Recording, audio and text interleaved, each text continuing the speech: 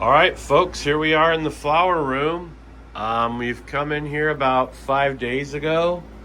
We're getting ready to flip the flower here in a few days. All the plants have kind of acclimated to their new soil. They're starting to feed and grow. I've been bending and training the canopy to try to fill up this canopy. This section over here that are the Z pie, they grow kind of stout and short with not a ton of stretch. Great plants for doing tent or small room grows. It's very, very easy to. It's not a tremendously hard plant to figure out. I would say that if your tendencies are to overwater, that's something you want to be mindful of, as it's not drinking as aggressively as some other strains might. But man, is it fire. I'm really stoked for this one. I hunted this one out a while ago, and this Z pie has this brie cheese, funk, and skunk kind of flavor to it. And the thing that was super appealing is that it tastes exactly like it smells. So we've got a good section of that that's going to be popping off. Then we got some other stuff in here. We've got some slushies, some Paloma. We've got some Cami Kush. There's this Canna Country number 9 is what I'm calling it. It is being tested, and it was brought in from the outdoor project. So pretty stoked to get that one tested. I have more of those coming in the future. The Goodfoot I'm mothering up. Also the other folks out there that we crossed, the Ringo's Gift, all that stuff will be getting tested here in the near future. I do have a Gushers BX female that was out of that group that I found the male out of. So we will be testing this Gushers BX female that was a Tiki Madman and Big Al collab.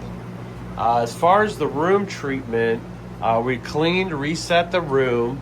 I like to spray the top 4 feet of the walls and all the floor with Lost Coast Plant Therapy. I like to go ahead and make sure any kind of pathogens or little creepy crawlies or anything in the room that's there will be kind of taken care of. Any molds, any of that kind of stuff. It's really good for treating surfaces as well as your plants. Also, the other thing, strategically, my IPM has been SF nematodes by Arbico. They have this pelletized or little balls scenario that you just kind of sprinkle so much per gallon on the pot itself, and then you water in.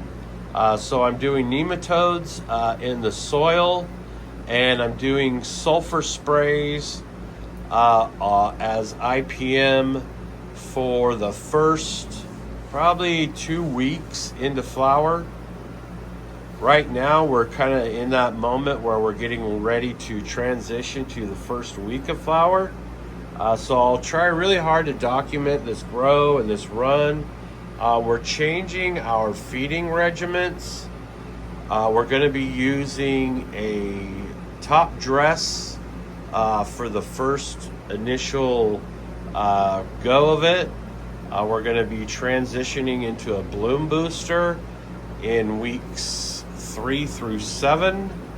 And then we're just going to kind of ride it out into our ripening. We're going to foliar spray labs and fish hydrolysate in here for the first couple weeks just to get their growth and photosynthesis rocking.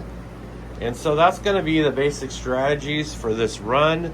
Hope to do a lot of documentation, as these are cuts I'll be offering in the future.